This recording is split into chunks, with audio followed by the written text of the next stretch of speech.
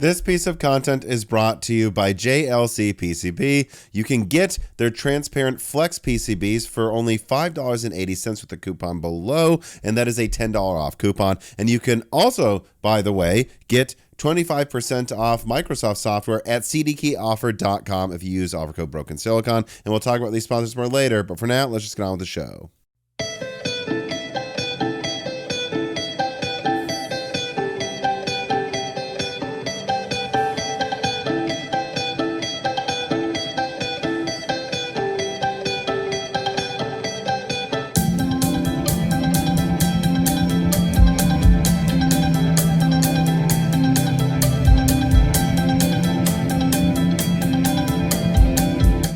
And welcome to Broken Silicon, a gaming hardware podcast. I am your host, jet-lagged Tom, and I am joined today by my co-host.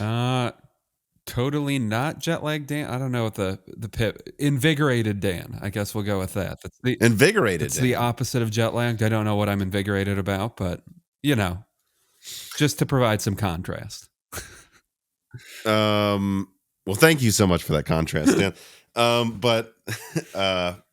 I don't even know that I am really jet lagged. Of course, we just got back from a vacation. We were in Scotland for a week.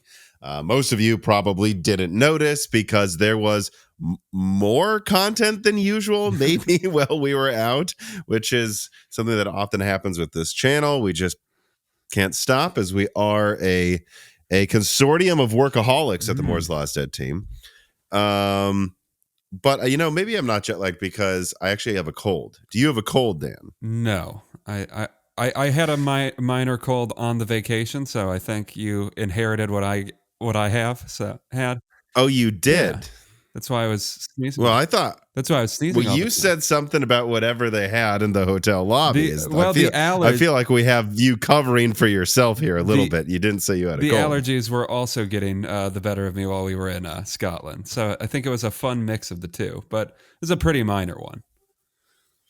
Yeah, I mean, it's almost gone already. I showed up when I went to bed like a day ago, and it's almost entirely gone. So I apologize if my voice sounds weird to anybody here, although I imagine it probably sounds normal to most people. Yeah, and I would say then, okay, because I was wondering if I got it on a flight from Heathrow to Nashville. That is one of the worst flights I've ever been on. I have to say that something has to be done about the room they give you on some of these flights. I compared it to a KGB or CIA torture cell. The ones where you can't stand up quite or lay down quite. We had the faces on the people next to me at the end of the flight too went from like this when they sat down to. We had quite the experience with air travel in general on this trip. I would say got stuck in Heathrow for half a day, which was not fun. And then we learned interesting things about regulations about leaving terminals in Heathrow's Terminal 5. And then my final flight back, the American Airlines decided, well, we will not allow you to check in. You have to.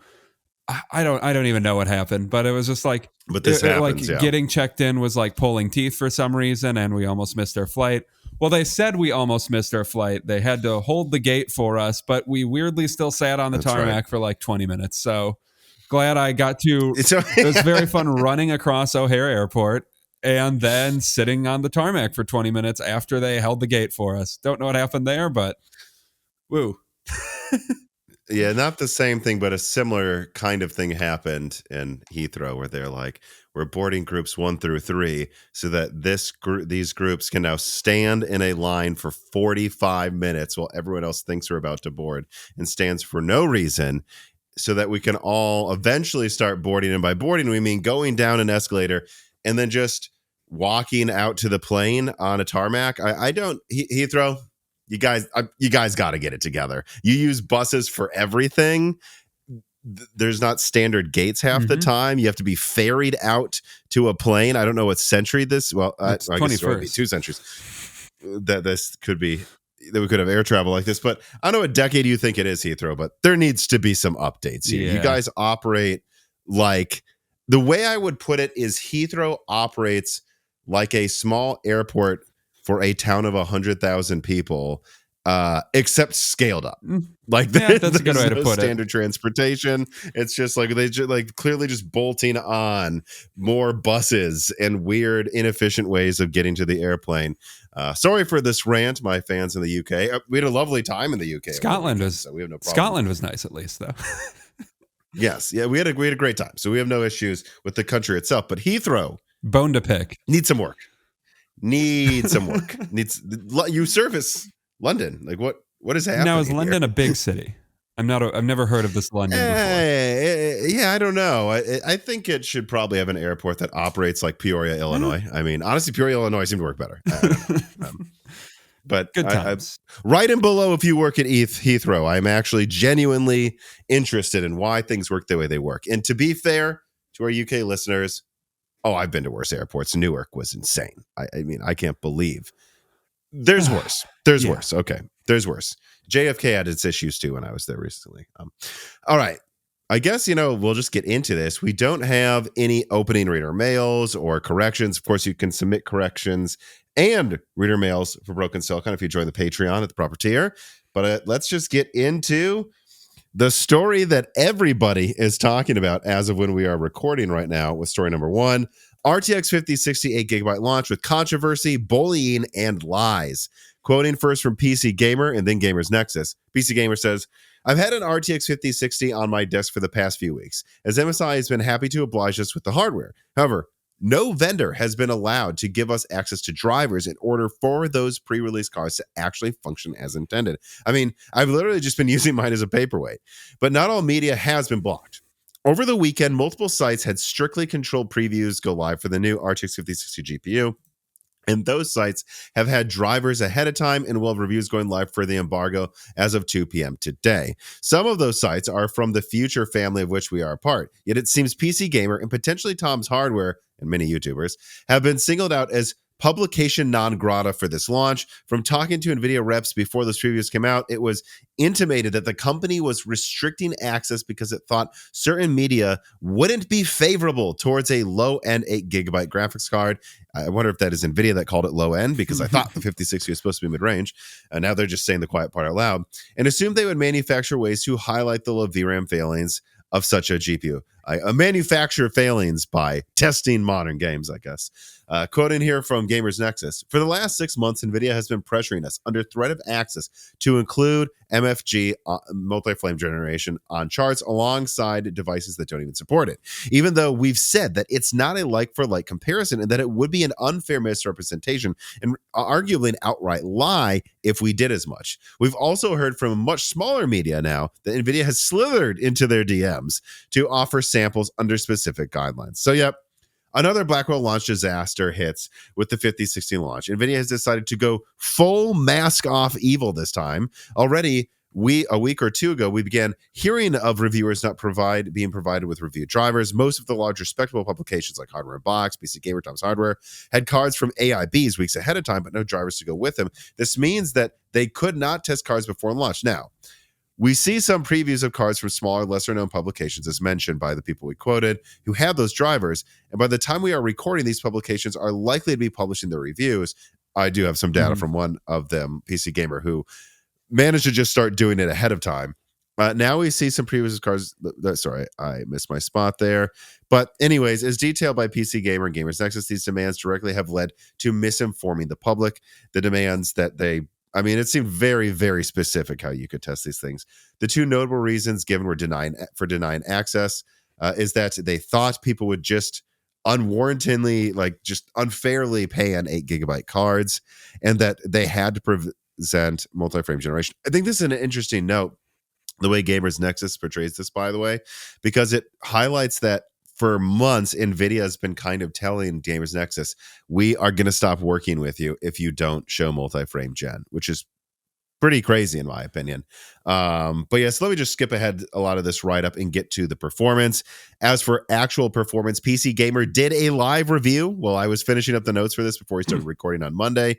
And as of the time of the recording, it seems like it is, as expected, because it has GDDR7, and more CUDA cores, decently faster than the 4060, and a tad faster than the 4060 Ti if you don't run out of VRAM. In fact, it's only 12% behind the 5060 Ti. But again, it must be noted, you are going to run out of VRAM. In my recent testing of graphics cards, I was shocked that the 4060 was starting to fall close to an integrated Strix APU because it doesn't have enough RAM. So I can't imagine that the 5060 doesn't have even more issues. Again, unless you have very specific games, like you only play games from 5 years ago in 4K for some reason.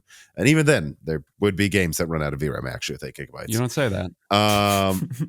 And so let me see here. I guess I have two more things to say. First of all, I'll get this leak out of the way. I looked around online. I saw that it was in stock a little bit on Newegg, mostly out of stock on Micro Center. Didn't seem like there was a lot, but it's always hard to tell because you'll see like 20 models listed. You don't know how many were actually there before they went out of stock. According to a source I contacted at a major US retailer, they told me that they haven't received any 5060s as of today. This is the 19th of May, and that the ones they will receive are overwhelmingly above MSRP. I don't have an exact ratio, but it seemed like it's 80-90% are above MSRP. I saw one for more than $400. So just 5060 Ti pricing. And so it seems like the 5060 continues the paper launches with horrible fake pricing. The MSRP is completely fake. And a final note I wrote down here. I think this is a very important note to end on. One thing I think we need to discuss is the precedence that the 5060 review sets.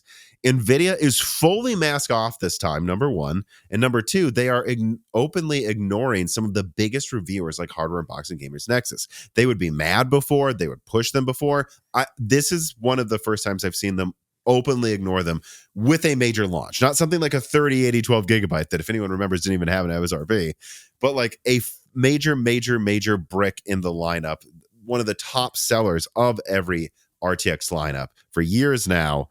They are fully ignoring the biggest hardware reviewers, or almost all of them at a minimum. And so my point number three is I think that we need to consider that this may be Nvidia testing the waters of making this sort of launch the new normal. Nvidia is getting really mad at bad reviews and doing everything they can to hide the 8 gigabyte problem. If they succeed with successful sales of the RTX 5060, I think this could just become the new blueprint for half of their product launches. Like, I would guess that what they would do is, let's say the RTX 6080 is actually good for the price and they know it will get good reviews. They'll do real reviews for that. But moving forward, any product they know is a bad product, they will bully, lie, and intimidate and not even do a real launch, or, well, it isn't really a real launch either, but do real reviews for them. So I think this word does need to be spread a lot. A shout out to Paul's Hardware, by the way.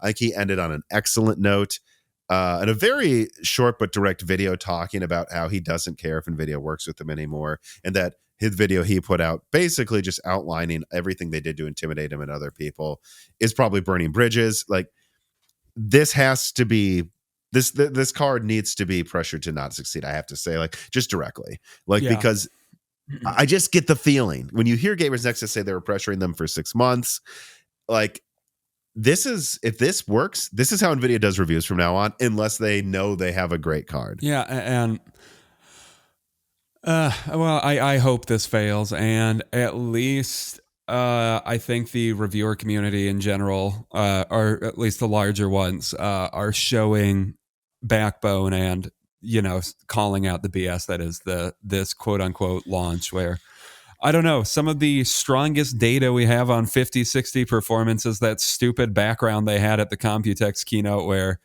Jensen says only 1 out of 10 pixels is actually being rendered by the 5060. And then he weirdly says, how did we get this into a laptop? This is terrible. I'm at least glad to see that everybody seems to be calling this practice out, because these aren't reviews at this point. Like, this is just an extension of them showing their BS graphs that they showed last generation with the 4x performance, except now they're trying to put it in the mouths of reviewers, and it's embarrassing. But I'm glad PC Gamer seems to be trying to everybody seems to be trying to burn their bridges with Nvidia at this point. Like, okay, if this is what you're going to do, why would we even review your products? Yeah, that is encouraging because if everyone burns their bridges with NVIDIA, then it doesn't matter that they burn their bridges with NVIDIA because they'll be on a level playing field. And I believe it is starting to turn into a thing where a lot of people are waking up and realizing, oh, I'm going to get less views if I play ball with NVIDIA because the overwhelming majority of people actually aren't. In fact, I want to, before I say this, that is so I quoted PC Gamer as going out of their way to say we don't care what Nvidia thinks. We're going to show you the 5060. It is notable, and let me make I guess I have to, just for journalistic reasons, check who the person is who wrote the other one. Is it the same? It is Dave James. I saw Hardware Unboxed call this person, at least call this person out with the 5070 reviews, that they were part of the early review embargo for the 5070, and now they're not. So here is a clear example of PC Gamer going, oh, we fucked up by playing ball with NVIDIA. And now they're going out of their way to be on the good side. I think that's clear evidence right there that this is what's probably going to happen. And hopefully we have evidence it will backfire on NVIDIA. Yeah. At a certain point, like with the restrictions that they were trying to put on these reviews, like I just show a fake graph. Like that might as well be what they're showing. Like those BS leaks we've made fun of before of like just showing performance, might as well just make that your official documents, NVIDIA, because this is crap. Like you want everything to show multi-frame generation, which I think the public, at least for reviewing purposes, has largely rejected because it's not a real apples to apples comparison.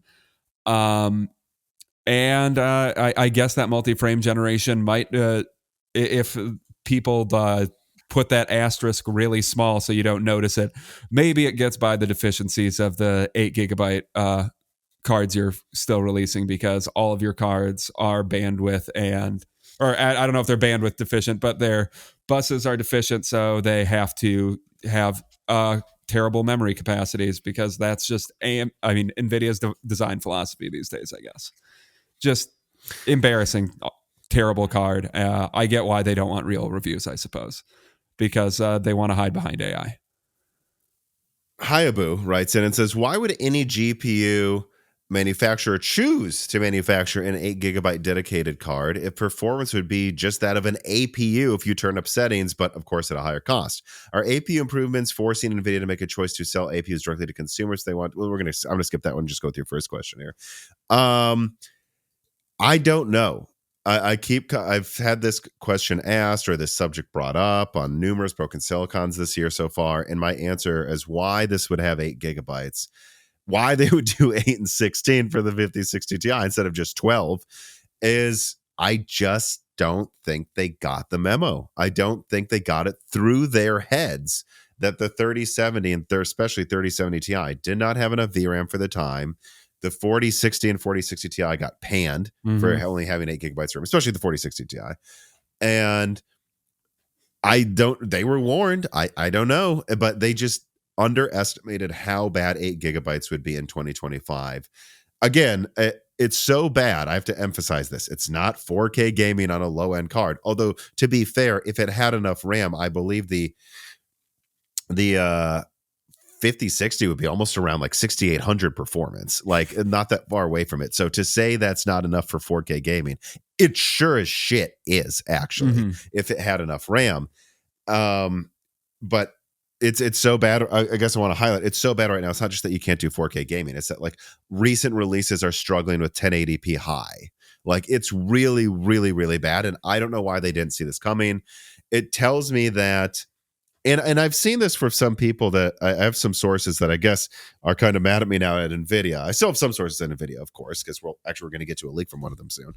But there were some that I think got disillusioned with me because they're like, well, you call every review bad. And I'm like, not really. I kind of thought the 4060 was good. I thought the 4090 was good. But at a certain point, some people at NVIDIA, I think, see the negative reviews for a lot of their cards and they just tuned out. And they're like, well, these guys don't get it. They don't get what it costs to make a GPU.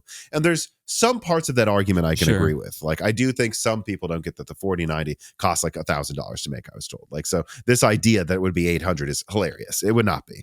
Don't quote me on that price. It may have been 800 or something, but it costs much more than most gamers. Well, no, I thought GPUs were free to manufacture. Like, if you read enough comments, that's again, the impression you get. I take that point for people who work at Nvidia that I speak with. A lot of reviewers seem to think they are. They are not at all free to manufacture. They do cost more to make than they used to. Having said that, a lot of them are priced far above the increase in manufacturing that has happened. And I just think that there's this thing where like NVIDIA is like, well, it doesn't matter. We're making money from AI. Reviewers are going to trash us no matter what we do. So let's just go with 8 gigabytes. And they didn't get, no, reviewers were right. 8 gigabytes really isn't enough. You've had several generations to change course after the 3070, and you just haven't. And I don't get how they didn't see this. I want to point this out too. Like, were the 5060 to have 12 gigabytes, and it was $300, I'd probably give it 10 out of 10. Like, you're telling me we're now getting 3070 Ti performance, let's call it, for $300. I mean, I don't know what that is over a 3060, but I think that's 50-60% more performance. Will only consume 145 watts. Because maybe not a 10 out of 10, but I mean, you're getting pretty good performance. You know, almost, you know, if you overclocked it, probably in the ballpark of a 3080 performance for $300. But because they gave it 8 gigabytes, it's now like, I would still just get a 3060 instead. and that is again, people say greed. There's some greed there. It's stupidity for me. Yeah. Like, this is beyond, you could have charged $350 if it had 12 gigabytes of RAM. This is stupid. This isn't greedy. Yeah, because at a certain point, I don't even know how much more, what analysis is warranted for NVIDIA not having their quote unquote mid-range cards not have enough RAM. That's just what NVIDIA does. Like, since I've been into PC gaming, that's just kind of what they've done. And I guess this is one of the worst examples of it. Like, the fact that they still think they can get away with 8 gigabytes in 2025 is ridiculous. Like, I mean, we've been on 8 gigabytes now for what? At this tier from NVIDIA specifically for what, 5 years now, 6 years now? It's getting ridiculous. And it was deficient back then. It was, some people would have said, oh, well, this is an AMD fanboy argument. Like, well, 8 gigabytes isn't enough in 2020. Well, it kind of was, but it was still showing its age with 8 gigabytes, even back in 2020 a little Call us a fanboy. I think the 770 should have more than 2 gigabytes of RAM even a decade ago. Yeah, I stand by any arguments I made back then. But now we're in the third generation of this. With 8 gigabytes, NVIDIA is always deficient with their RAM, except like on the top end cards. Sure, the 5090 has enough RAM, I guess. But yeah, like the 60 class cards always have too little RAM. They like 560 Ti was the first card I got. It had 1 gigabyte of RAM. That was a problem back then.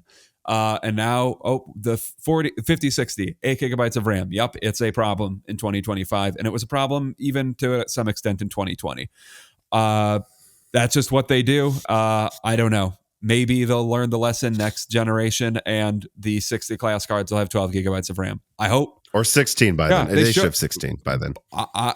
I'm not putting bets on them giving a 60 class card enough RAM ever, though. So maybe we'll get 12 gigabytes. Maybe we'll get 10. Who knows? Like, they're ridiculous with how stingy they are for, what is that, $15 of RAM or something? Like, I mean, it depends what you mean. It would be more than that, but it would be like $25. Oh, okay, so I wasn't. Yeah, to go from 8 to 16. I wasn't in ridiculously off with 15, with GDR7, it might be like, yeah, let's call it $30 to $50 or something. But it probably not even that. And 12 gigabytes, no, that's when we're in the ballpark of like $20 or something. But if they did that and charged slightly more for this, like they just quote unquote charged, if they just said this was $330 and had enough RAM, we might not be in a situation this generation where the 5060, I would bet, loses some benchmarks to like a 3060. Like, probably won't, because it's for sure. It loses to the B580 sometimes. It's a stronger card, but it's starved for memory, and that's just NVIDIA's MO. Yeah. One thing that I have to say too is, when not VRAM constrained, what we saw from reviews that are coming out now with actual benchmarks is that it's only like 12% behind the 5060 Ti for that reason, again, I don't recommend any of these 8 GB cards. The 5060 Ti 8 GB is a waste of time. It returns to the argument, of, well, 8 GB is going to be the limiting factor. So just get a 5060 over 5060 Ti if it has 8 GB. But then I would also continue that and say, maybe just get the 7600, honestly, unless you need CUDA or something, And at a minimum, though, the thing that I worry, unless this completely bombed, which we'll see, maybe they will, and they'll launch a 5060 Super 12 GB. Certainly might. But if they can get away with it, there's no 12 GB version of the 5060 coming, because it would perform exactly like a 5060 Ti if they did that. Yeah. Which, I don't know. Maybe that's their reasoning.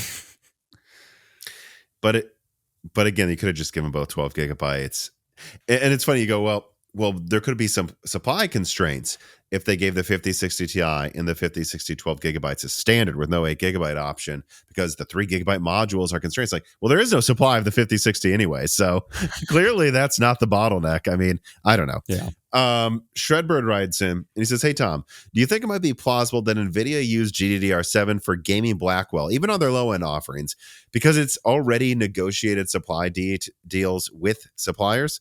Who or what else is using GDDR7 besides NVIDIA? It's pretty rare for a company to move to mass manufacturing without a customer lined up. It seems to me this is NVIDIA throwing Micron a bone to cover the costs of ramping up after seeing RDNA 4 would not use GDDR7. Maybe that's why the final decision was made. But all I can say again is, when I saw they were using GDDR7 on the 06 die, I went, oh, good, they're going to give it 12 GB again. And then they didn't. In fact, they gave it 16 at the top end there. So I don't know. Maybe that's why they're doing it. That doesn't make it any less dumb of a card. Yeah, and it doesn't seem to really be utilizing the GDDR7 that much. So seems like a waste of funds to me, but what do I know? You know nothing, Jon Snow. No. All right, let us move on to story number 2. This piece of content is brought to you by JLC PCB and their Transparent Flex PCB products. In addition to supporting traditional yellow, black, and white PCB materials, JLC PCB now also offers transparent PCBs. Imagine the visual experience electronic products can offer when they shed their bulky enclosures and use transparent PCBs as the foundation. These have high optical clarity with 85% light transmittance for superior visual performance, excellent thermal stability with standing temperatures up to 200 degrees Celsius, SMT assembly are compatible with fully supporting surface mount technology on transparent substrates, and they are cost-effective, offering 30 to 50% lower price compared to typical market rates without compromising quality. You can get these PCBs for $5.80 and get a $10 coupon for Flex PCBs at JLC PCB through the link below that supports the channel and also gives you the best possible pricing on these excellent products. So please check those out to support the channel. And thank you once again to JLC PCB for sponsoring this content.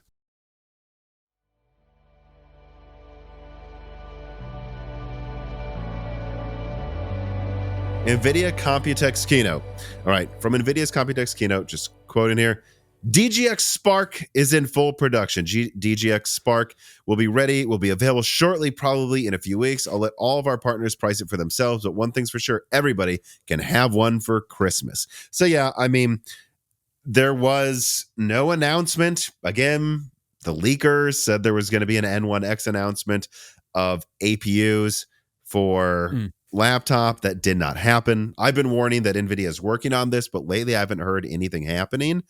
And in fact, on that note, let me just get to this quote right now instead of at the end of this write-up. Not seeing Project Digits have the APU variants for laptop announced. Just to remind everybody, this channel leaked, I don't even remember, last year, I believe it, or early at the beginning of this year. I don't know. I think it was early this year.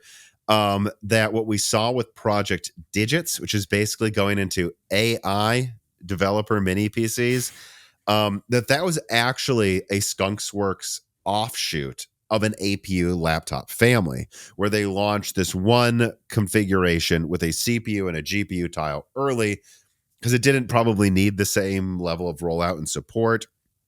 And that the eventual plan was to have a series of basically IO GPU dies, a series of CPU dies, and they could mix and match them to make a complete laptop APU family. I was told at the beginning of this year that is supposed to be launching maybe even before AMD Soundwave, which by the way was just confirmed as well in recent leaks in other channels. But nothing's really happened. And I asked, is this canceled? Because I heard there were some issues. I'm going to quote here from a source at NVIDIA. The person said to me when I asked, on the subject of laptop APUs, I, an NVIDIA engineer, would not say they're permanently canceled. Given a long enough time scale, I'm confident we will eventually launch them. However, for now, the focus is on DGX Spark, and we still have some technical issues to work through before laptop iterations are ready. And I got some technical feedback as to what they're working through with it. I'm not going to get into this leak, but the point is NVIDIA still wants to launch laptop APUs. They still plan to, but I was told all hands are on deck right now for Spark, and that I don't know. Laptop should happen eventually, but do not bet on it happening this year anymore.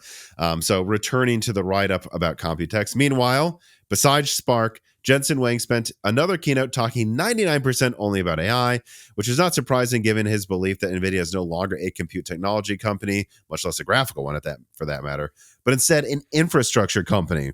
An AI infrastructure company. Given this use of the internet as an example in his keynote, he remembers what happened to the internet infrastructure companies when the bubble burst. We got a couple words about the RTX 5060, mostly just fake wonder over how MSI and NVIDIA managed to fit a big 5060D GPU in a laptop. I missed that. That's hilarious. And while we are at least expected to see a launch of NVIDIA Army Fuse, we did not get it. So I guess I'll skip to the end here. So basically, they just talked about AI. They're expanding what Project Digits uses. I was also told this was an intentional rebrand of Digits to Spark because they thought it sounded better by someone at NVIDIA. It seems like we might not be getting these laptop APUs, though. It does sound more sparkly, so I'll give them that. Project Digits sounds kind of dumb, but... Project Digits. I don't know. I don't know. Something about it rolled off the tongue for me, but I guess I don't know what it tells you. Like, what does this really tell you about the product? What does Spark tell you also, I guess? That it's Dan, explosive. It's the spark of a young person discovering AI at college. It's the spark of a new world. It's a spark of a NVIDIA CEO making the same joke about how heavy the NVIDIA spine thing is for the second keynote 2 years in a row. Because I remember. Oh, this is so big. Yeah, I watched that keynote and I was like, did he like reuse some of his note cards from last Computex? Because some of those were like, it was like the exact you did watch same the keynote? talk. I didn't watch the entire thing, but some of the quotes felt like it was exactly from last year's Computex, where they also talked about AI the entire time and the dystopian future of agentic AI, where we take all your jobs and don't remember what the purpose of an economy is, but... to serve people. Yeah, so I guess I will say that I was planning to watch the keynote, but when I woke up and saw that there seemed to be no headlines that pertain to gaming hardware, I was like, I guess I'll just like Carbon Crying Carrie summarize this. I don't see anything here flipping through the headlines. I mean, is there anything you would highlight besides the fact that Jensen Huang seemed to just say the same things again? I mean, he can curl 70 pounds, Tom, so good for him. And apparently these tech billionaires are so weird, man. They're so weird. And I guess that spine can handle more traffic than the entire internet, Tom. So I don't know. There was not much there to me. That's what Jensen told me. Yeah, it seems very likely. Although that less flashy of a leather jacket this time. So he did learn a lesson. He didn't have the gator skin jacket this time. Yeah, I mean, people like to say that you shouldn't shame people and like that's mean. I'm going to say I think our modern societies could use a hell of a lot more shame lately when you see someone walking out with a gator skin jacket talking about how much computing power they can lift with their strong muscles. I just maybe more shame. I think maybe society's getting a little out of control here. Although, I don't know. I'll give it to you, Jensen Huang. You are in very good shape for a guy in his 60s. He is. He's had quite a glow up since he became a billionaire. Surprise. That never happens. maybe he just has less stress because he doesn't have to worry about gamers at all anymore, according to him. We are all a right. demanding bunch, I suppose. Sure. Maybe an overcorrection here in how much gamers are being ignored, I would say, though. A little bit. All right. Let us now move on to story number 3. AMD Q1 earnings from Investopedia here. AMD delivered first quarter earnings that topped analyst estimates as sales from its data center segment surged. The chipmaker reported revenue of $7.44 billion, up 36% year over year, and ahead of the analyst consensus from Visible Alpha. Adjusted net income of $1.57 billion, or 96 cents per share, rose from $1.01 billion, or 62 cents per share as well. A year earlier, above Wall Street estimates, the gain came as AMD's data center sales climbed 57% to $3.67 billion, exceeding expectations. Continuing now here with a quote from Reuters. AMD will sell the server manufacturing business of their recently acquired ZT systems to Sanmina in a $3 billion deal, making the U.S.-based contract manufacturer its partner for building AI hardware as the chip designer works to onshore supply chains. And so, in summary, AMD had another great quarter. Everything was up year over year, revenue, margin, profit, so much so that quarter 1 had flat numbers in revenue and gross profit compared to quarter 4 2024, despite quarter 4 being usually the busiest quarter of the year, and one where there was panic buying as well due to tariffs. I mean, quarter 1 is usually slow. This is incredible. Both data center and client divisions were up significantly, with embedded Xilinx keeping steady. AMD decided to stop reporting gaming separately, which is notable, folding it into client segment just as their GPU business was about to recover in upcoming quarters. What is interesting, is where each segment grew more. Data center increased revenue much faster, but operating income increased less than that in client. This makes sense. Data center grew with expensive to make GPUs, while client is growing mainly thanks to cheap small CPUs with great margins. Other than numbers, AMD also managed to find a buyer for their server manufacturing. Last summer, AMD bought, we already covered that. And I mean, like, sales of their CPUs are just going insane in do-it-yourself in desktop as well. So I don't know how many thoughts you have about this, Dan. Not too many. I mean, AMD is expectedly, and I think at least, especially with their CPUs, they should be doing well. So as they're kind of the only game in town at this point when it comes to CPUs, I guess, I expect better earnings from them than Intel's continuous sinking ship earnings calls every quarter. I don't have that much to add. It's just they're winning. Karino Sugata writes him and says, in the last year, AMD has nearly doubled their revenue from desktop processors based on their financial reports and market share analysts. AMD is dominating do-it-yourself, but is there any evidence of them doing a big push into desktop OEM markets and pre-builders in general? Intel has no answer for the 9800X 3D in gaming, but I think they're slashing prices both to help shift inventory and also stop AMD from making big gains outside of the high end. These price cuts cement the fact that Intel is now the value brand, while AMD is the premium brand. I agree. It has happened. I don't remember. I think this is in the wrap up. It's something I believe I covered with either High Yield or You and Die Shrink, maybe both, that Intel is slashing prices on their Ultra 7s. Yeah, Intel's the value brand now. Which AMD is not. AMD is now the premium brand firmly. Which for expensive CPUs does not sound like good news for Intel, because I don't think those are cheap, but they're just losing money. And I don't know. Like, the 9800X 3D should be in every gaming desktop at this point, or a X3D CPU, I think.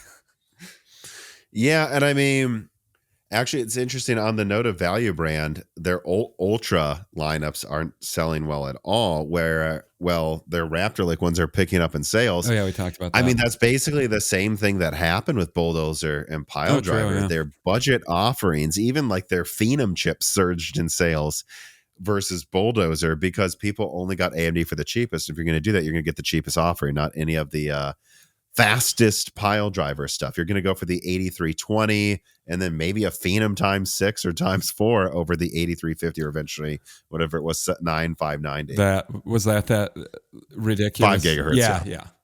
I The mean, first to 5 gigahertz. I had the bulldozer for a while. I did not get the 8350 because it seemed The pile driver. Yeah, you're right. Not bulldozer, pile driver. I had the 8320 because the 8350 seemed kind of pointless. But yeah, don't have much else to add on this one. I think we can move on to a far more interesting story number 4.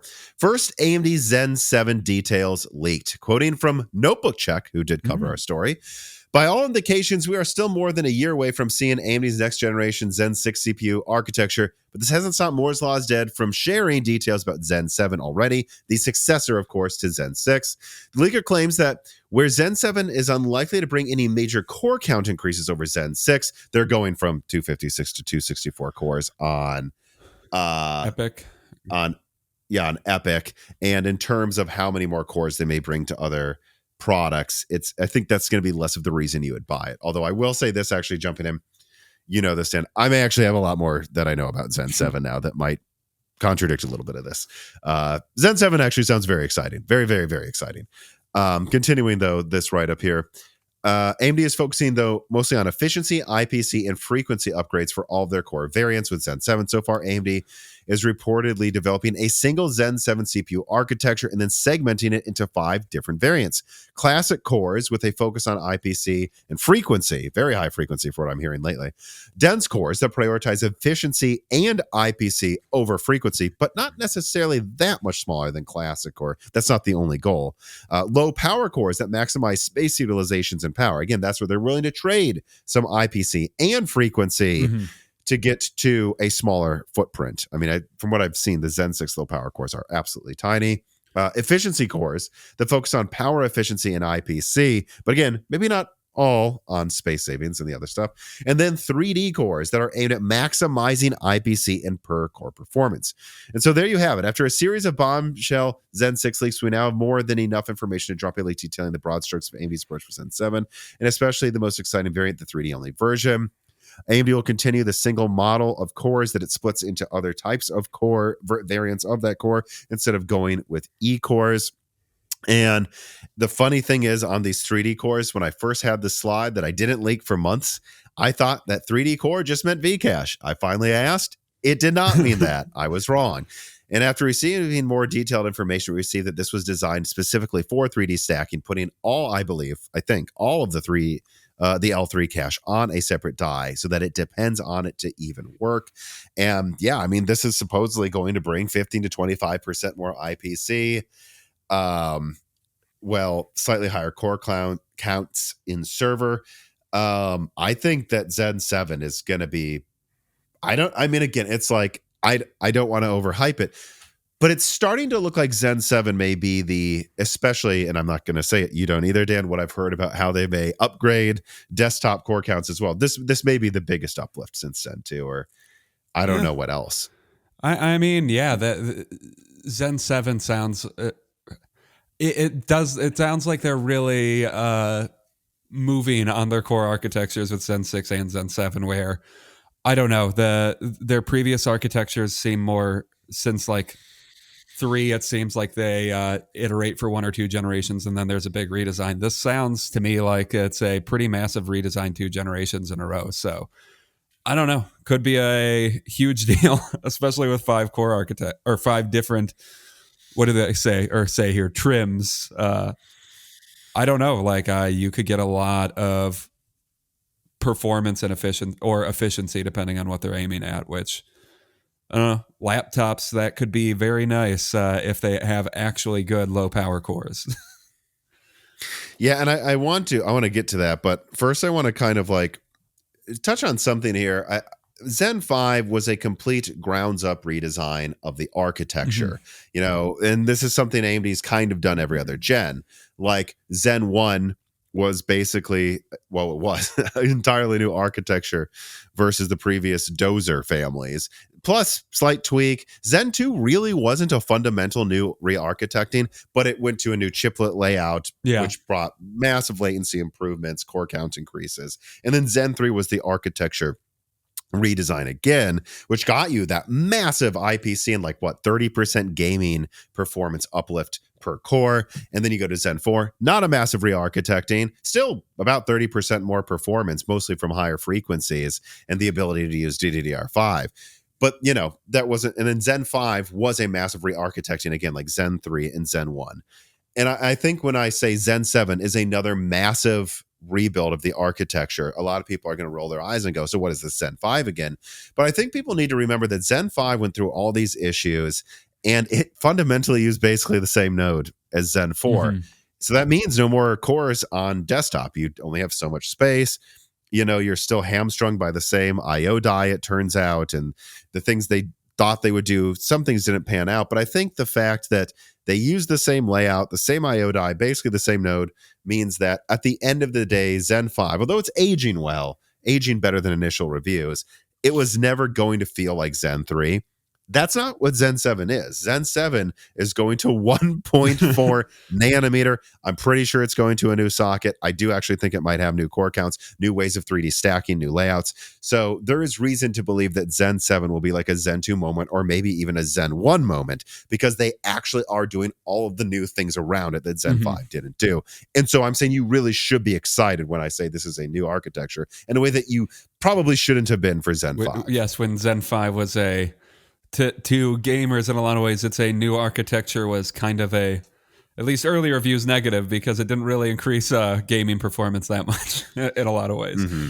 But yeah, I don't know. I mean, I guess this is years away from now, but yeah, Zen 6, Zen 7, I guess don't wait, get CPUs when you need to, but yeah, both of them could be huge revolutions on what we already have. And I don't know. They're really without competition at this point.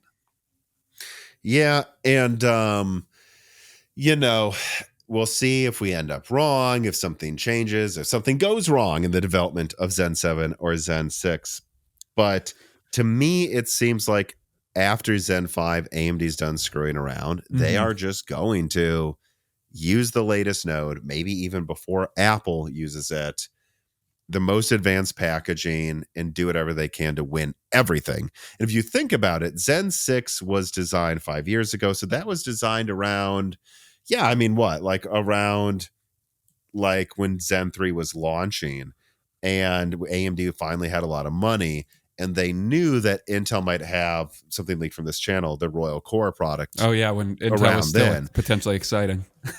And so this explains why Zen 4 was pretty conservative. It was basically just Zen 3 with decent IPC uplift on 5 nanometer instead of on 7. That's kind of all, and it had DDR5. That's kind of all Zen 4 was. Zen 5 basically said, Zen 4, we're going to make it 10 to 20% better with no cost increase. That's a big deal. That's why it's doing so well. Those were designed when Intel was still in charge, and so they were conservative. AMD's done being conservative. Mm-hmm. And so I guess Zen 4 is maybe one of those where if you got it, you kind of could just wait till Zen 6, but after this, just get a CPU when you need to, because Zen 6, I believe, is over 10% IPC increase, 50% core count increase, new memory controller, new features. Zen 7 might increase core counts further, certainly will on server, massive IPC increase, new way that they're doing 3D stacking.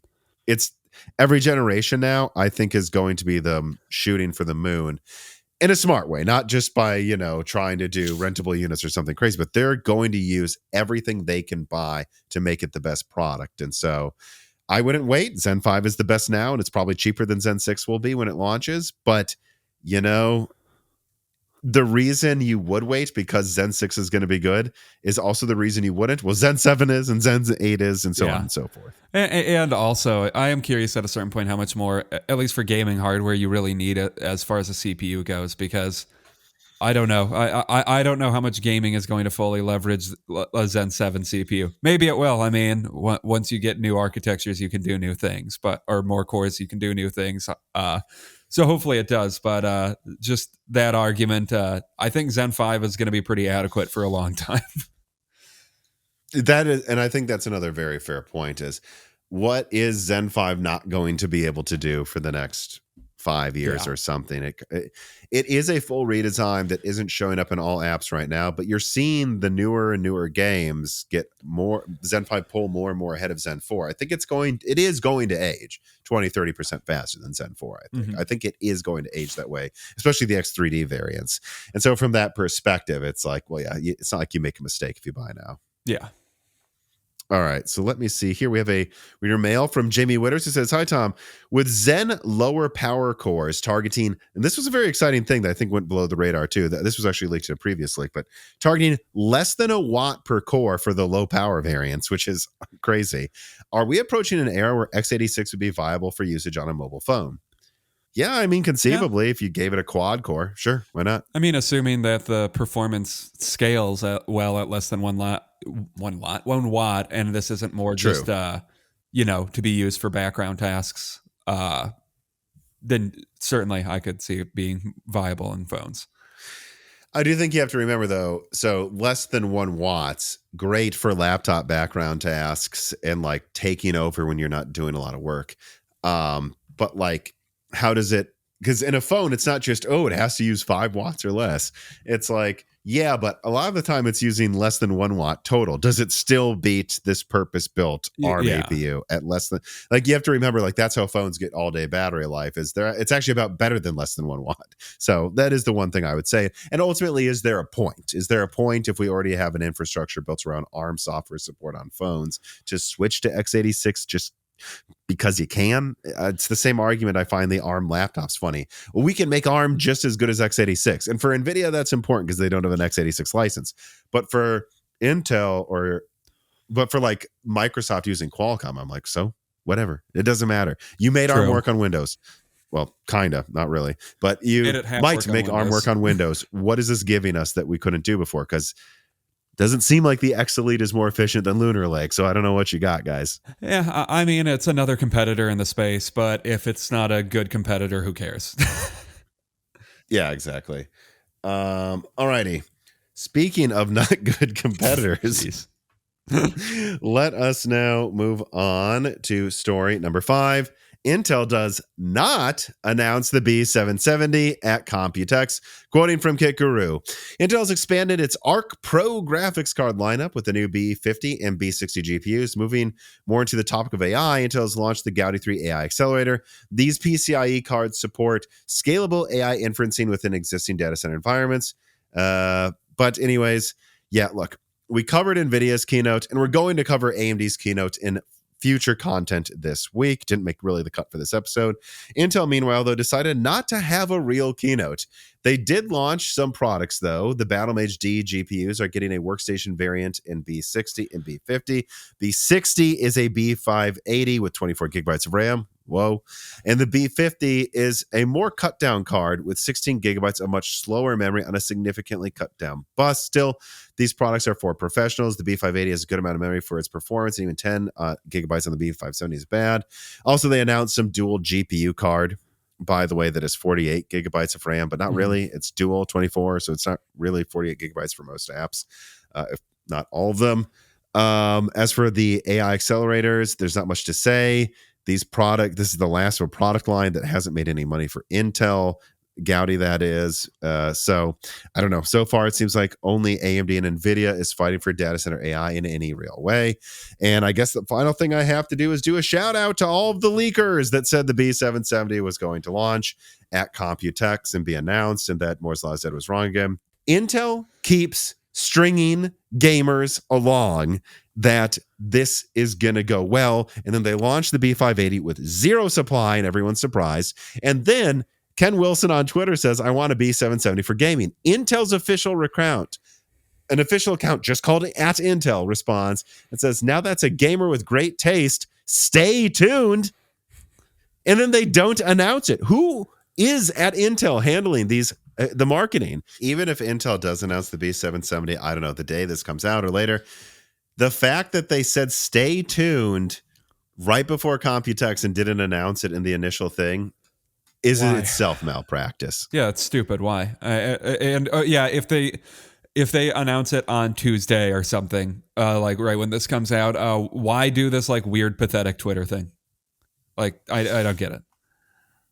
Also, quick correction here. I Mm. think I may have misquoted what the B60 is as one of the other, or is it just called the B60 Dual? Okay. So so the B60 is the 24 gigabyte one, I believe.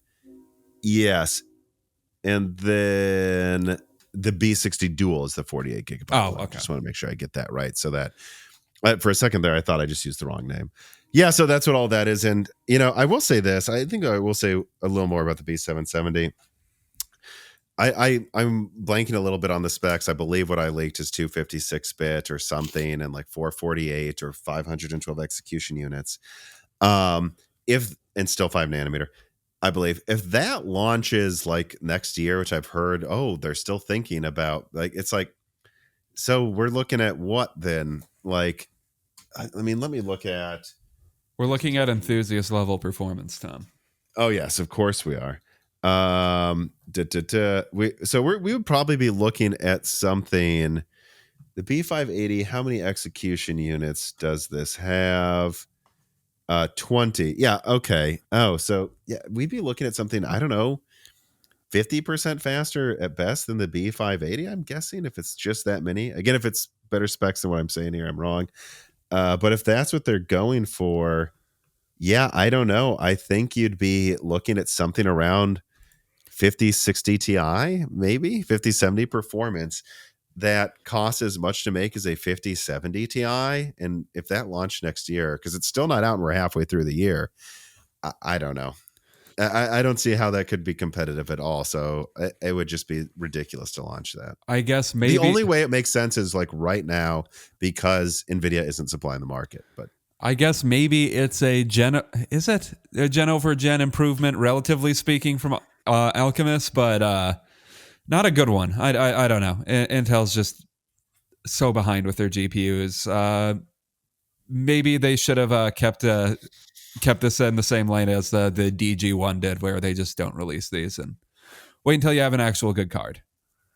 Yeah, I think the B580, just because it was done, could have made sense to launch. But moving forward, I maintain something I think I've said before publicly.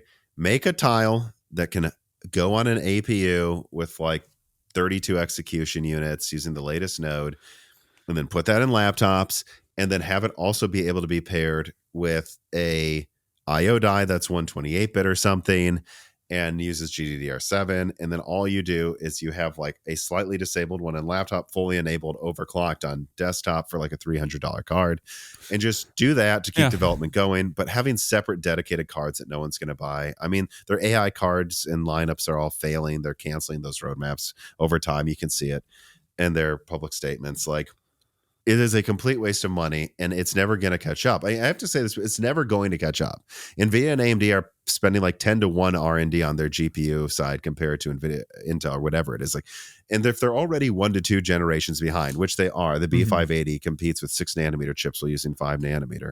Like, you're already a gen or two behind, and the competition is massively outspending you. They're never going to catch up. So doing anything but making a subsistence card that, again, I think would be interesting if it also worked on as a tile on APUs. Anything else is just malpractice, because it literally, you can't catch up. The competition's outspending you and you're behind. This is ridiculous. If Intel discovers magic, maybe they'll get ahead. Sorry for that weird look. My dog is making a weird noise right now. But well, we do not hear it, Dan. Okay. We do not hear it. Okay. Jensen Wang, more than 4 million Blackwell GPUs sold, writes in and says, given that Intel has launched Battlemage, which per their own roadmaps is bringing enthusiast level gaming, and hints at ultra enthusiast gaming, why is it wrong for us to call the 5060 and up ultra enthusiast GPUs?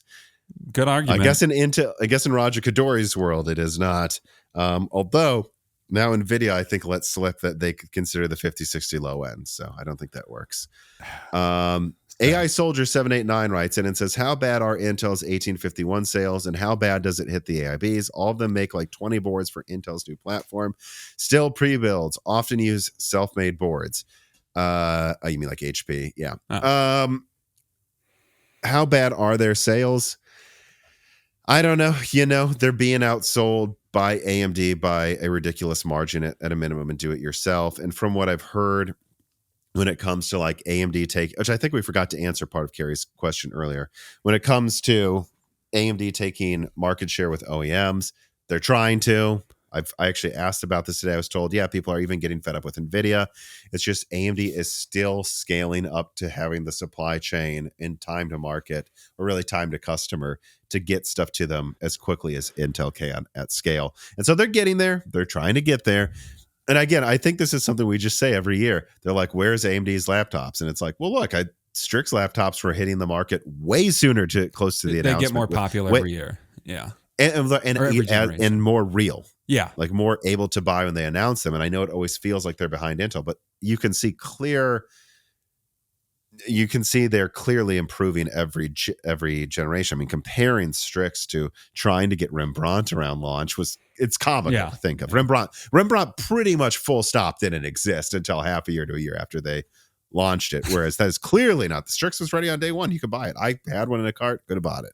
And they're still not to this place where they can supply like Intel can, but considering how far they've come in just a few years, I think in 3 years they might be there, and it's just going to take time. Yeah. Same thing with their motherboards and pre-builts with their desktop chips. Mm-hmm. All righty. Let us now move on to the final story of today's episode. Are you too depressed to go outside because of how expensive Microsoft software is? Well, there's absolutely no need for that. Just go to CDkeyoffer.com. That's right, this piece of content is once again sponsored by CDkeyoffer.com. And I say once again because they've been a fantastic sponsor of Moore's Law is Dead and its community for many years. And that's because they always deliver the best pricing reliably for Microsoft products like Windows operating systems, Office software, and they also sell games and other things as well. So make sure you check them out, especially during their Easter sale going on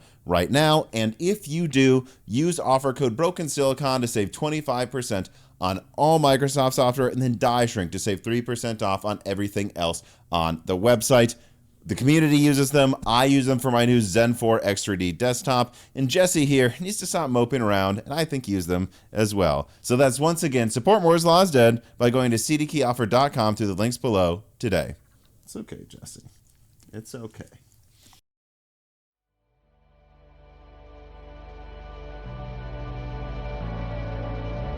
Upcoming PSSR details leaked by Moore's Law is Dead. Quoting from Yahoo! Tech. Carmen Cry insisted I read that way because that's how they spell it. Anyways, they quote me. They say, according to what the leaker, Moore's Law said is seen, Sony is not only aiming for 4K at 120 frames per second with the next iterations of PSSR, but also 8K at 60 frames per second as well. The company is also allegedly planning to eventually add support for more resolutions like 1440p and 1080p. I said that I suspect they will. I didn't say I'm sure. On the dev side, Sony also plans to make the tech easier to work with and will make it more lightweight so that game performance isn't compromised. They didn't seem to really get what I meant by that. It's like there seems to be a CPU bottlenecking or software bottleneck in PSSR where unless your game is really easy to run with the first thread, the main thread you would say in the game, that it tends to seem to be capped at 80 frames per second or something weirdly. And that kind of like Nvidia, like frankly, CPU bottleneck is something they're trying to alleviate so that they really can have 4K 120 VRR games hold 4K 120. The quote continues, Moore's Law said isn't sure if Sony will announce the rumored PSSR updates as the company continues to tweak the tech behind the scenes without announcing its revisions. Right. I've seen like 3 or 4 revisions behind the scenes, so I wouldn't be sure they'll call this PSSR 2. That's just what I call it. And some people get mad that I do this sometimes in YouTube titles, but like if I put PSSR 2, I know 90% of the people know what I mean, the next version of PSSR.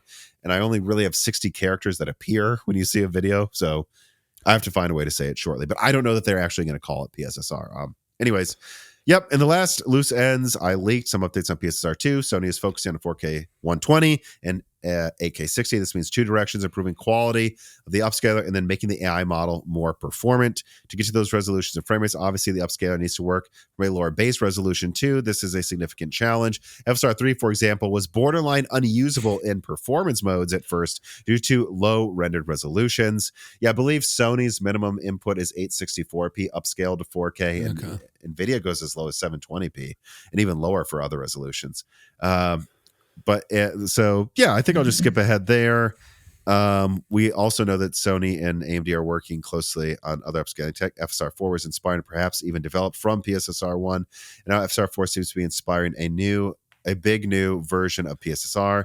So I guess the last thing we'll say is that this does seem to be a virtuous cycle with Sony and AMD innovating both FSR and PSSR back and forth, which again means good things for PlayStation 5 Pro and PS6, but also good things for FSR 4 coming to RDNA 3. All right, Dan, what do you think? I mean, I don't know when I'm ever going to see an 8K monitor or TV, but I'm excited. I've seen them at Best Buy. They're there. Not very popular. Probably hiding them somewhere because nobody really buys them, but you know, AK60, we finally got the promise of 8K this generation, Tom.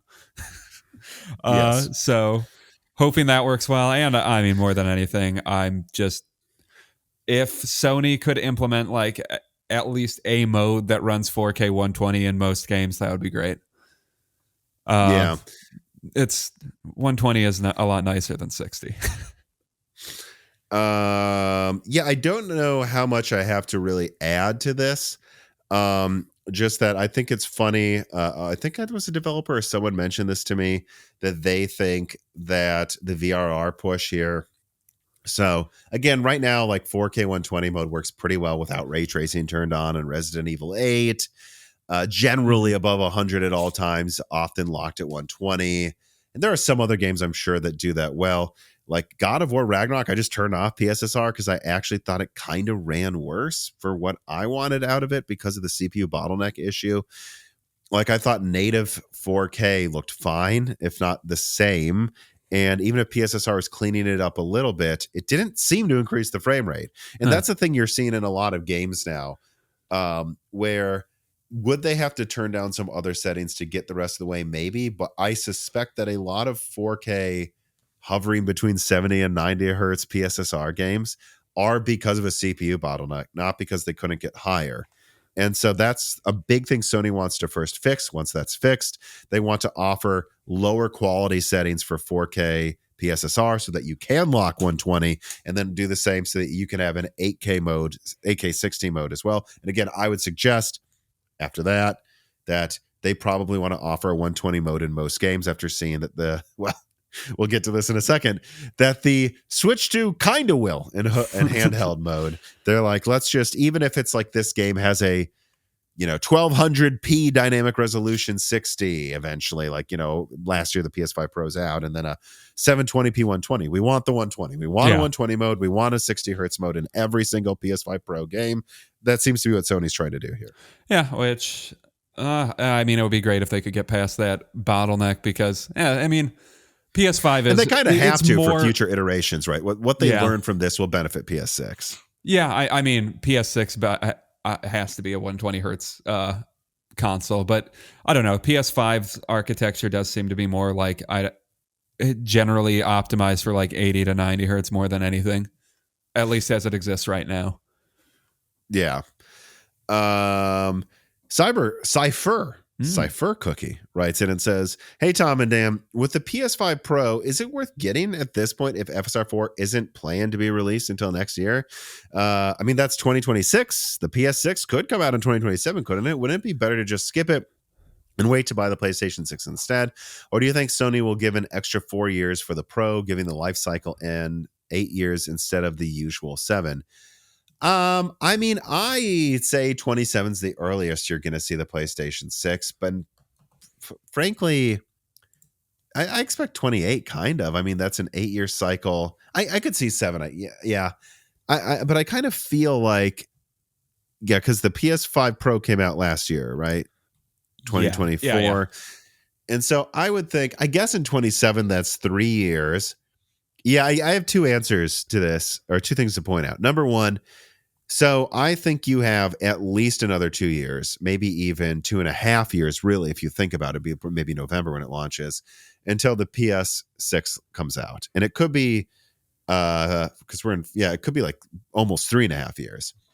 What were you gaming on 2.5 or 3.5 years ago? Because if it was me, it would have been a 3070 and I'm using a 9070 XT right now. I have a 4090 over there. I haven't decided which one I'm going to stay with yet. Still been on vacation, so I haven't really had a time to think about it, though, I guess, to be fair.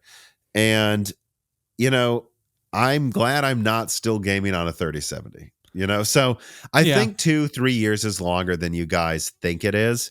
And ultimately, the reason you get a PS5 Pro now is because you want the strongest console, especially after seeing the Xbox Series price increases. There's no reason to get Xbox anymore. Not only do they not have the exclusives, they also now have worse pricing than PlayStation by a pretty bad margin. So you would get it because you want the console. That is why you would get it. Yeah, and on the other end of that, though, if like you have a PS5, it's base PS5, it's not like that suddenly doesn't work. I mean, it's not an essential purchase, but yeah, 2 years, 3 years is plenty of time with a console or a piece of gaming hardware, I should say. And at the end of the day, it's probably cheaper than any graphics card. Most graphics cards you're going to buy these days, anyways. And I agree. I mean, I don't think 2027 is the year the PS6 is coming out. I think 2028 is. If I had to bet money, I would bet 2028 is when it comes out. I don't think it would be pushed to 2029, but. Yeah, because I think they're going to like lock in the designs probably end of this year or something, from what I know. And then there's the whole final stretch. So I could see 27 if they wanted to, but just thinking about what architectures they'd want to use as well. Zen 6 comes out end of next year. Or is it end of next year? I'm trying to remember. There might be some APUs releasing first half of next year, if I remember right. I'm already forgetting my own leak. But and so yeah, I guess they'd have what they need by then. I would think they'd maybe want to go with Zen 7, although Zen 6 not requiring 3 stacking for some of it might make some sense. So I don't know. I could see. I guess what I'm just rambling here, thinking out loud. I could see 2027. But I wouldn't be sure of that. And it's like, I don't know, man. You get this because it's 700, or if you want the disk drive, 780 comes with a fast 2 terabytes of storage. No gaming desktops giving you that. It's still a good price for the money. If you don't want to game on a console, then wait. Yeah. If you want a console right now, that's probably the price performance one to get. And that's it. We're not telling you have to get it. Yeah. All righty. Let us now move on to the final wrap up. These are, of course, the stories that we thought deserved a mention, but we did not think deserved a full drawn out conversation with notes on them. So this one could have been a story. It was going to be, actually, but we decided not to last minute, considering the other stuff we had to cover. Nintendo Switch 2 lacks VRR in docked mode. What are your thoughts, Dan?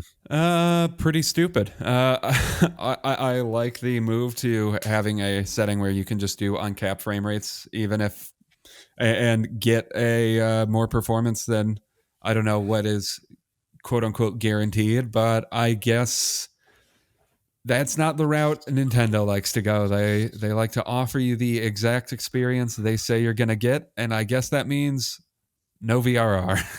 But you do in handheld mode, so the architecture is capable of it, and that tells you this is another example of Nintendo making one of these boneheaded hardware decisions. And there's people who goes, well, oh, Tom, you just don't understand Nintendo's business model. Yeah, I do. And being too stupid to have your port allow for VRR while you can in handheld mode is not a cost-cutting option. It is a stupid option. I don't know how much money you're saving here. It's just a mistake. It'd be like saying, well, you don't understand Sony's business model, so them not having FreeSync or VRR at launch isn't a big deal. It wasn't a giant deal, but no, they could have had it sooner. It's stupid. And it's stupid that they're doing this, except it might be that they never have it in docked mode until, who knows, the OLED version comes and it has a working dock. Something about this makes me very, very, very mad. Yeah, I mean, from a hardware level and not being able to do VRR is Well in docked Only mode is so because of stupid. just sourcing the wrong part. Yeah, I don't know. It's a very Nintendo move to just.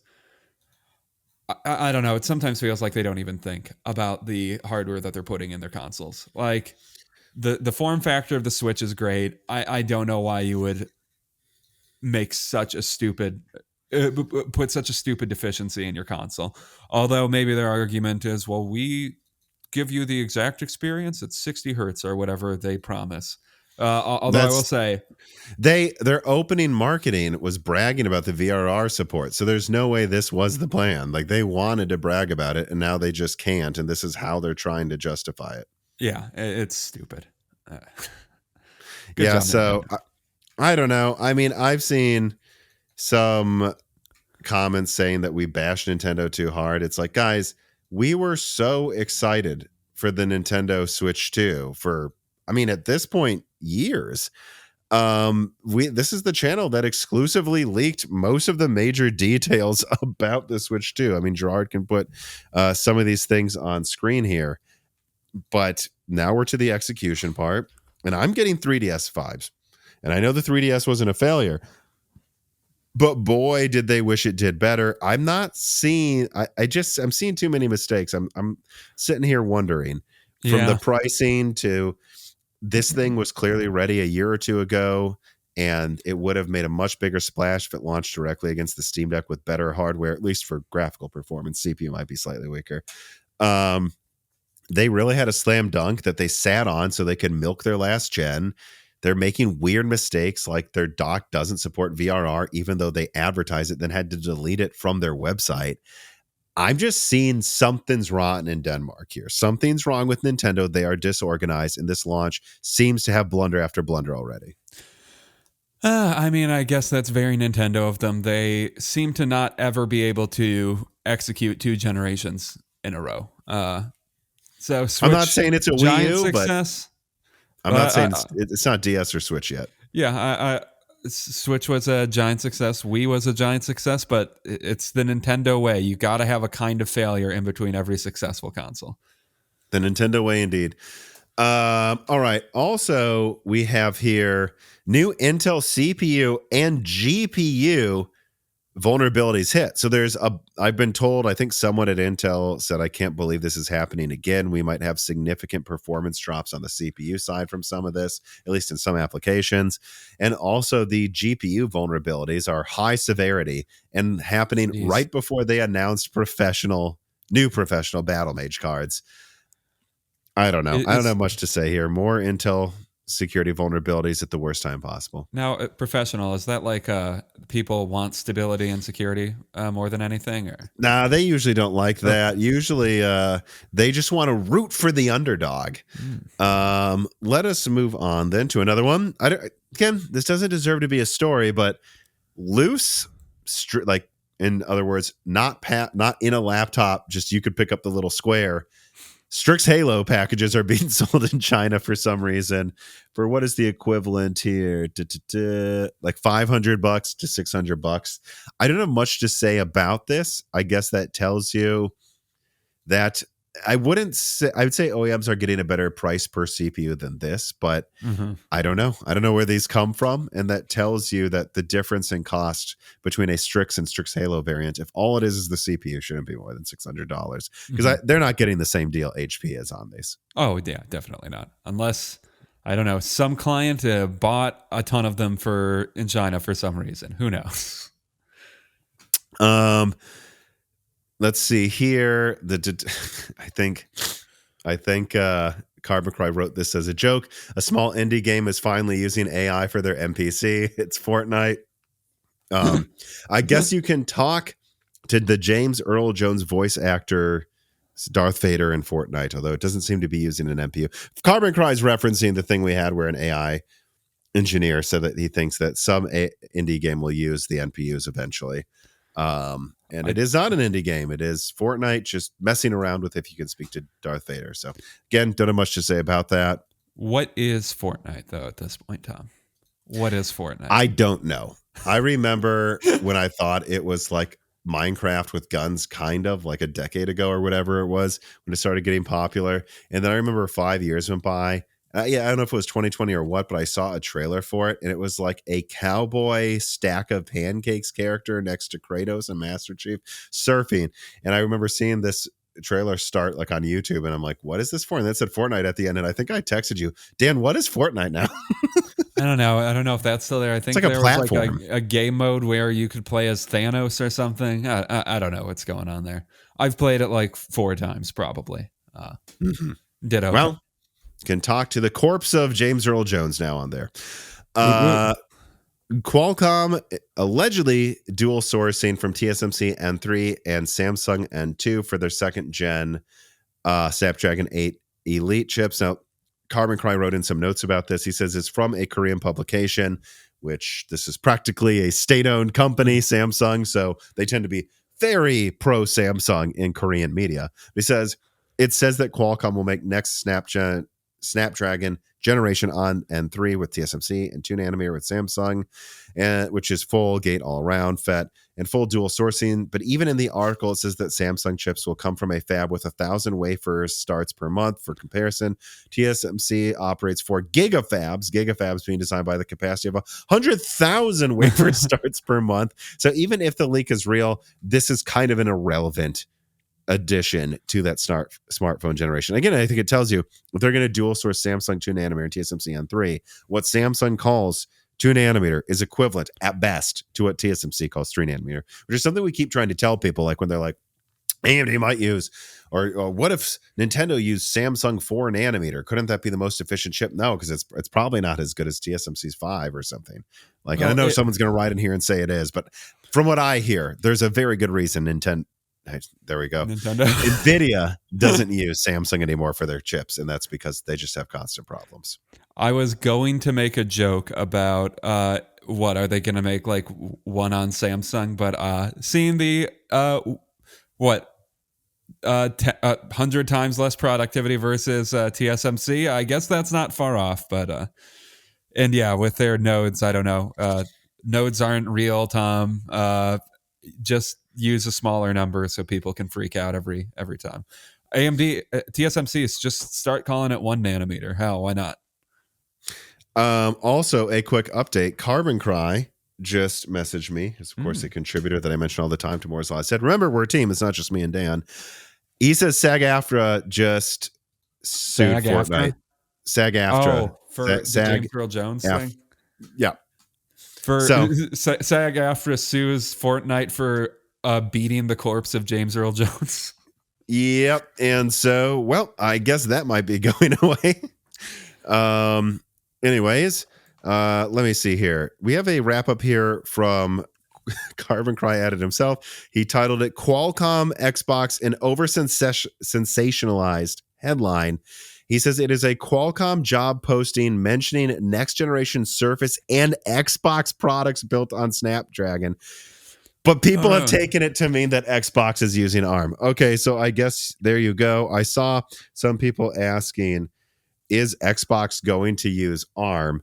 And when I heard that, I was like, people at AMD told me it's x86. I don't know what people are talking about.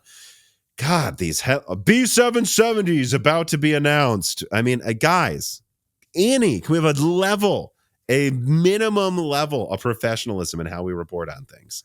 I mean, this is beyond just trying to get clicks. This is lying about what you found. Especially given that Microsoft is continuing to push their Xbox as more of a brand than a console platform at this point. That could just mean Windows. Like, I guess as well. I guess the argument I could see for them switching to ARM for their next console, which I'm not saying I think is going to happen, but they, at least at one press conference, showed a pretty massive amount of favoritism towards Qualcomm because, I think AMD is just getting too much leverage in the Windows environment. But I guess I could see that to bolster Qualcomm, but I don't know. It's an out there theory. Low Res Gamer writes in. Oh, actually, before I say this, Why would they go to ARM? They already have this situation where they're supporting x86 and trying to make everything backwards compatible to the original Xbox One, which is going to have to stop now. I'm sorry, it's too True. late. But like there's but at least having some progression there. And so you have to support Xbox One, Xbox One S, which is a little stronger, Xbox One X, Xbox Series S, Series X. So that's 5 different Xboxes that they're still trying to scale compatibility between and still have some games work by just having the, what is it, smart delivery thing. That's what they call it, where I mean, I could make fun of it, but Sony could do a little better at this, frankly, where they just make the game work across everything with cloud saves and it just knows the settings to use. Adding ARM into that situation would be throwing a wrench into something they probably got to a pretty good spot. So I think that would be stupid. Yeah, I mean, if they killed backwards compatibility on the next Xbox, that would be a pretty big mistake, I think. That would be bad. Low-Res Gamer writes in and says, "Greetings, gentlemen. Seeing the progress of the Xbox handhelds, such as the Asus leak, got me seeing the progress. Okay, not success. Got me thinking about Xbox console hardware. One way for Microsoft to get out of their hardware deficit compared with PlayStation would be to put an Xbox OS on top of certified third-party hardware. Do you think that this is a plausible scenario? And if yes, what form could such a program take?" Yes, I think that there's a non-zero chance that's the future of Xbox, where it is much like the Steam Deck, where you have your pre-built PC basically be certified as Xbox with some minimum level of performance so that it has backwards compatibility with previous generation hardware. And, you know, just like I think the Legion Go is Steam OS now or something like with the Steam Deck, I think I could see them doing that. And then, hey, if you want to boot normal Windows, you can boot normal Windows.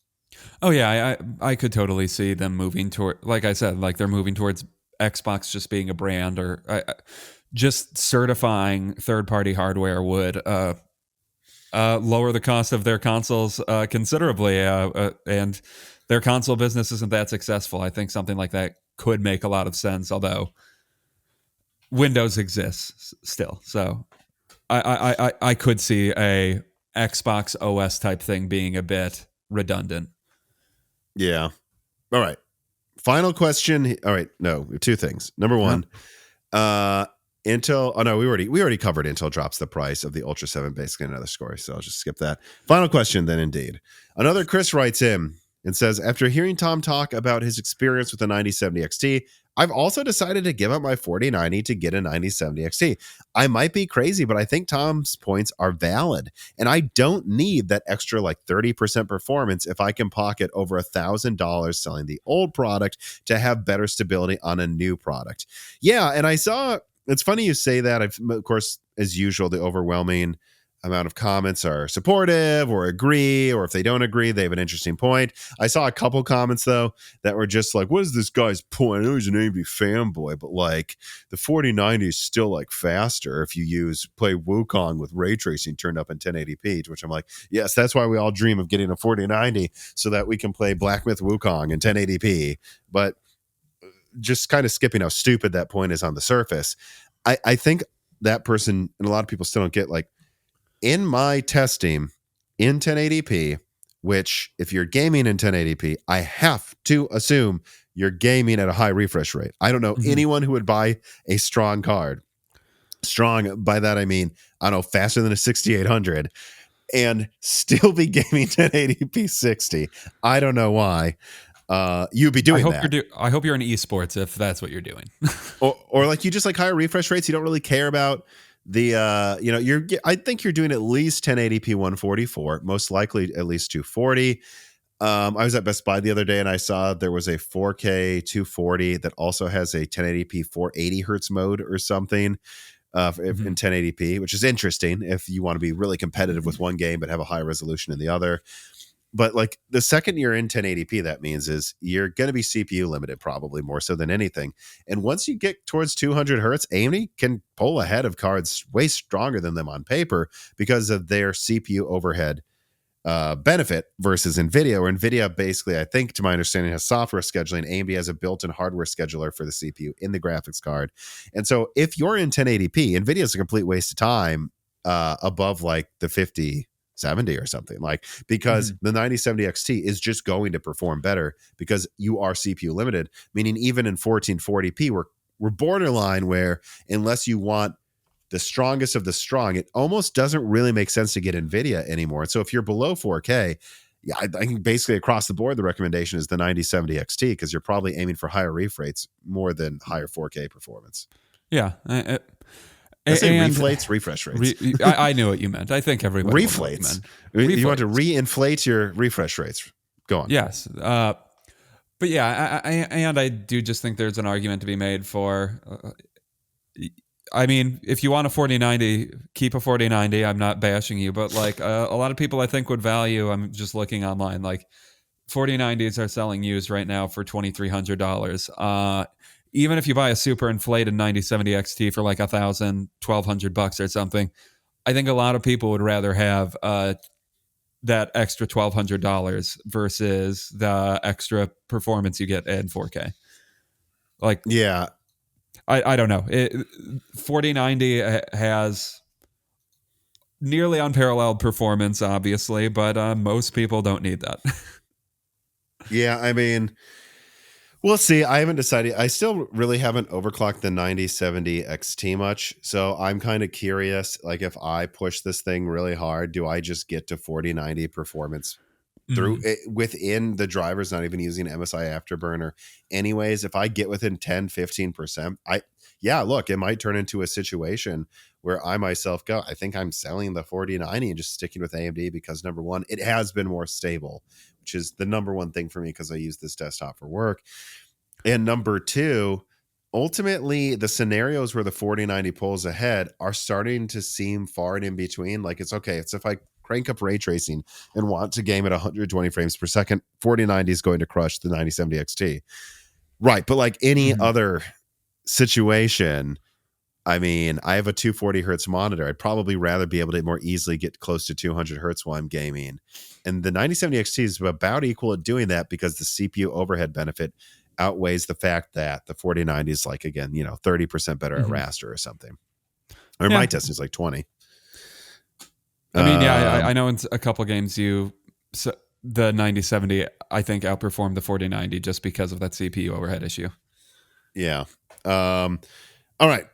I think that is going to do it for this episode. I hope you enjoyed it. Now, of course, we did not touch on the 9060 XT that much, if at all. And we will, though, when AMD does their Computex. But unless I mess up the time zones again, which if I did, oh well, I figured we had more than enough content to cover from when we were on vacation to put this out at the standard time on Tuesday, covering everything NVIDIA and everything else that's happened at Computex so far. That will leave room for another video later this week that can cover probably all of AMD's announcements. So don't worry, we're going to cover all that stuff. And make sure you don't miss it. Please subscribe to Moore's Law is Dead on YouTube. Ring the bell button. Comment down below, of course. I'm sure you all have a lot of opinions. It's a little punchy today, I think. So I'm sure none of you disagree with me. Especially at the top.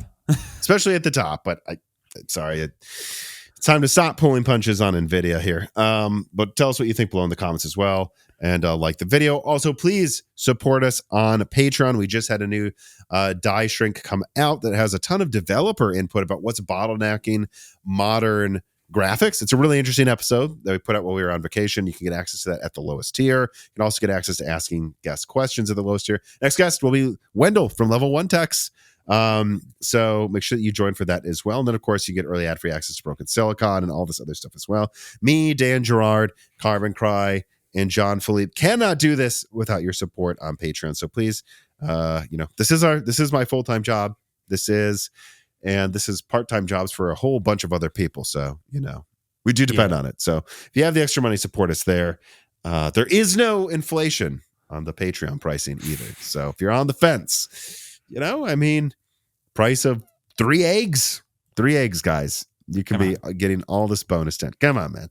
But all right, I'm starting to ramble as I always do at the end when I get tired. Thank you for watching. Thank you for listening, and have a good week, everybody. Goodbye. This podcast was brought to you by the YouTube channel and website Moore's Law is Dead. Moore's Law is Dead and Broken Silicon are trademarks of their creator. Tom. That guy is me, and I am indeed the creator, editor, writer, and showrunner of Moore's Law is Dead podcasts, videos, articles, and other media. However, it's not just me. Moore's Law is Dead is a team, with Broken Silicon co-hosted by my brother Dan, audio editing by Gerard Cortez, renders being done by the industrial designer Jean-Philippe Clermont, and special assistance is also provided by Carmen Cry and Carrie Nosugada as well. Find all of our information at www.mooreslawsdead.com on the About/Support page. In the event you do want to hire me for consulting work, hire Gerard for audio work, hire Jean-Philippe for industrial design work, or you're interested in working with Carbon Cry or Carrie Nosugada as well, you can also find our long-term sponsors on that page if you want to show them some love for putting food on our tables. Or you can also mail us some love. You can send letters or hardware donations to the following address: Moore's Law is Dead, P.O. Box 60632 in Nashville, Tennessee, zip code 37206. Although, to be honest, the best way to show Moore's Law is Dead some love is to support us on Patreon. Patrons are what makes Moore's Law is Dead content truly possible. Every month, and really every day, depending on who you're talking about, me, Gerard, Dan, and Jean-Philippe are working tirelessly to provide a steady stream of content that we could not keep doing unless we knew the work was possible without being reliant on sponsors dictating every little thing we put out. Don't get us wrong, we love our sponsors, but we love directly working for you, our fans, much more. If you have any extra money, even a couple free dollars a month, consider supporting us directly on Patreon. Those couple of monthly dollars will get you access to the exclusive podcast Die Shrink, voting on subjects of future podcast episodes, the ability to ask guest questions, and of course, access to the Moore's Law is Dead Discord full of like-minded people who I am sure would love to meet you. I am one of them. Additionally, higher tiers get access to early, ad-free episodes of Broken Silicon, the ability to ask questions in all Broken Silicon episodes and Loose Ends live streams ahead of the recording, and the entire back catalog of Moore's Law is Dead podcasts, in addition to having thanks in the credits of videos and podcasts depending on the tier, with other perks available as well. And hey, if you cannot afford to support us directly every month, please do share Moore's Law is Dead videos and podcasts with friends and family, and on social media and websites like Reddit, and give Broken Silicon a 5-star review on Apple Podcasts or your preferred podcast app of choice. All of this does really help us so much. But like I said, this podcast would not be possible without the patrons directly providing predictable and reliable support every month. And so now it is time to give a personal thanks to the greatest of the fans. The following supporters are at the 10 gigahertz or higher supported levels: Brad Medlin, Drina Foles, Z Jits, Daniel D, Dink, Nicholas Buckner, Aaron Close, Jan Rauner, Daniel Hyde, MJB1, GZ Ziggy, Toka, SNAS Chalmers, Jem Ferrier, Velcom Alev, Jensen Wang, Gregory Zacher, Sarcastro, Eric Strick, Evan Dingle, Compressed AI Blocks, Hal Buma, Shredbird, Sammy Molas, Jordan Simkovic, The Boz Haas, Chrysantine, Jonathan, Neithra Zink, Jake Dude23, Jake Martin, Zlicky, Meat and Pork, Tim Robb, Ian Clifford, Gamers Unite, Travis Gooding, Mad, Zoot Suit Taylor, Greg, Michael McGee, Patty Cake, Stephen Coates, Amiable Chief, Mark Mitchell, Tommy, Aisha, James Anderson, Mark Raidmaker, Cole Addict, Cameron, Henry Zhang, Wesley Sager, Michelle Pell, Win Wang, Hexapuma, Reginald Ari, Tika Autumn, Windstar, Corey Leonard, James I. Raider, Little Germany, Shay Milton, Melodic Warrior, Brett Jones, Chuck Glidden, Mac Daffy, Stephen Dick, Justin Bussell, Austin Haggerty, Joe Foote, Brian Scanlon, Hardland, Jensen Angema, Joseph Kelly, Slushwell, Him Sagung, Tails2299, Brian Wright, Sisyphos7771, The Forbidden Juice, RB Racer, Alex Vega, Freedy, Michael Cozy, John Swin, Crystal Joe, Elbert Gun, Kikum, Solarized 80, Sprutnik, Brian P, Hoodat42, Cornstir 671, Pento Winter, Hal Richard, Omega Doge, Mr. Tiger, John Wick, Boomstick, State Farm Snake, Hugo Ander Kiwi, Penguins, Love AI, 73 or 37 by 73, Porcelain Oats, Kerry King 3, Nick Zizmania, Rye Hill, Cheap Bowls, Sheriff Lotfi, Kevin Coots, Smash Axley, Karim, El Masri, Armand Vakatura, Callan, Reichel, Jonathan Harris, Kanush, Klanush, Kagani, Angel of Cake, and of course, thank you to Sahara for the music.